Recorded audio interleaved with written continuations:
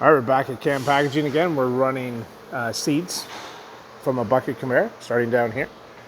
We have flax seeds, chickpea seeds, green peas, wheat itself, barley itself, all in the raw form, sometimes roasted.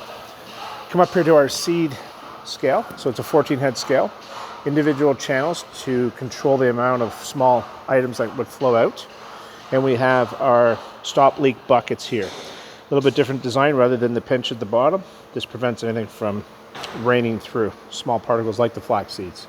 So we'll go ahead and press go and we will show you how this system works.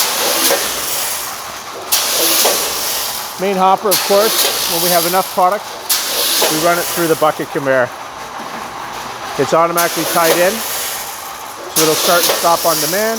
When we get to our weight, the scale will release, and you can see the function of the buckets when they open and close, how they do it a little bit differently.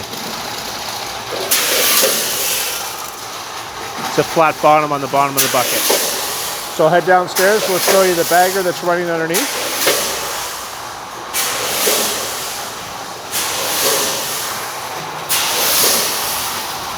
So it's our regular CR8 rotary bagger. We're running about 30 packages a minute. Pickup station for the bags, printing station. So we print the best before date lot number. You can put a barcode on with a thermal transfer printer here. Bag opening for the stand-up pouch. Bag filling in number 5. You can do gas flush in number 6. Or you could put some other particles in or some other product in. Heat sealing. Then as we come out, go through our check weigher, and then go down through our Xray machine to a collection system. And that is a very typical solution for us. Again, we're running about 30 packages per minute, 400 gram bags.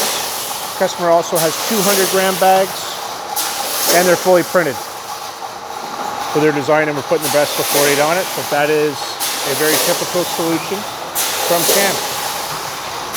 Reach out to us and you can have yours.